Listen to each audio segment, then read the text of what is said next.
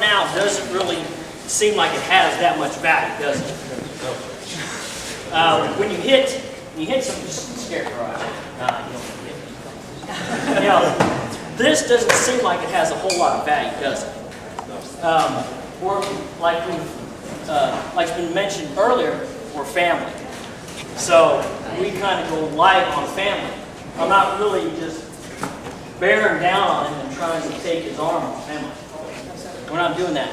But you really want to hit somebody, you know, double this over, you know, put a good little loop in there. Now, that shot has a lot more value. Now, most of us have a little bit more padding around this section, so, you know, that's enough to get your attention. Imagine that's your face. Hey, John? But you got the idea? You know, I get in here, and he punches that, bang, yeah, bang.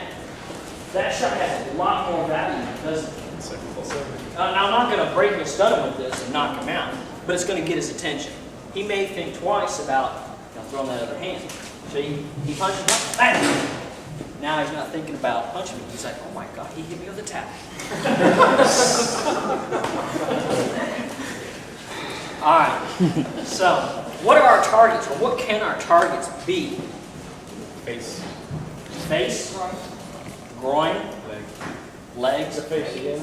Face again. Face, groin, yeah. Eyes. Yeah. So we'll look at some of the main areas. The head. Now the face is great, but there's a lot more area to it. We'll consider the head. In Lacoste,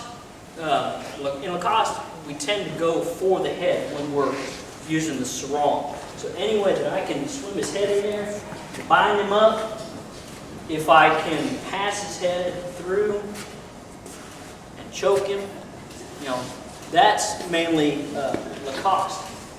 We go to Mandimuda in Chipcook. Is that how it's pronounced? Chipchook. They primarily go for the arms. So he extends his arms, and I bind his arm. Make sense? Yes, sir. We go to Harryman. Now we're on the ground, right? So I can go for his legs. There are systems that I've seen, they will bind the body. My sarong is not big enough. It's not genetics. But I can actually bind my sarong around his body. Right? Yes, sir. This is all designed to restrain him or to make him non-combative. If I can take one of his arms away, then he's not going to throw it at me. If I can take both of his arms away, he's not going to throw them at me. Right? If I can choke him, he's not going to do much anything, right? So, let's look at the arm first.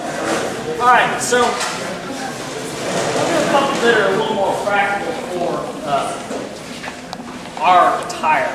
We'll do a couple with just a bandana. Now, when you're using the bandana, of course, you don't want it to slide out of your hand. So what you'll have to do is put a knot on one end, or both ends. It's up to you. What that does is that gives me a little bit of resistance when I'm trying to bind him. Because I don't want, when I grab his hand, for a pull, and it pull right out of my hand, right? So the knot gives me a little bit of resistance when I'm trying to bind him. If you're still a little apprehensive about it pulling out of your grip, bind it over one more time. Now, what we're going to look at is compound captures. So I'm going to be binding his hands, his leg, his hand to his leg to his head, his foot to his ear, you know, whatever I can get a hold of. So first we'll look at the hands, because they're the most prominent. They come for us pretty regularly, right? Most people are punching before they're kicking. So he's going to punch at me. Go to the very first one we did. Now I'm going to open this line up and invite him to come on in, John. Now as soon as he punches through that hole that I gave him, I'm going to reverse wrap right back around his wrist. Everybody see that? Yes, sir. Now who's in the better position? You. still tethered to him though. But it's still I better. got a free hand. Which I just start working John over. Yep, pull my karambit out. Since I like to play hard mount, I'm going to take him to the ground. So I'm going to punch right up in this area right here. Bond Doctor bring his head towards me. Pull him right here. And just set him down. Now, I'm using control because I like John. But in reality, what's going to happen is I'm going to drop him with every bit of my body weight. So I get this one, John punches like a silly guy, I punch him, pull him towards me, spin him through, and then any number of avenues. Right there. End of story. Or I just pull him, jerk him down, let him land on his back. Which, get that kind of reaction. And then I jump up and stomp him in the face. We got time for one more. You guys filmed in more Sarong stuff. We did film a Sarong DVD, and it is in post-production right now. You just got to kind of check the website for when it's done. Buffalo Series 1 and 2 also in post-production. They'll be available when they're done. But they have been filmed. All right. Last one we're going to do is I'm going to take my handkerchief and I'm going to throw it at him. And then kick it.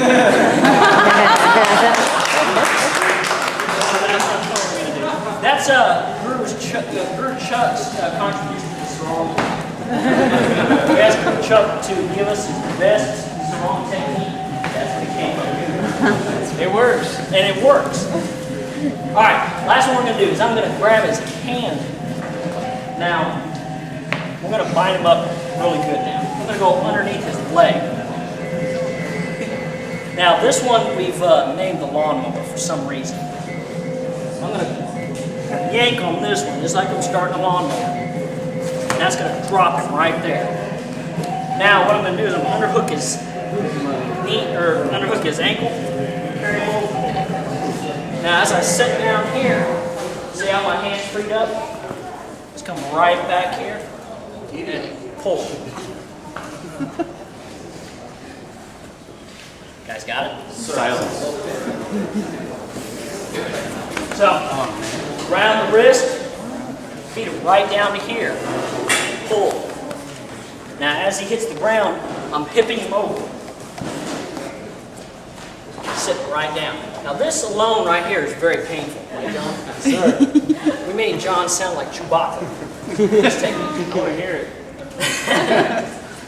Not this time. And then we just crank on his head.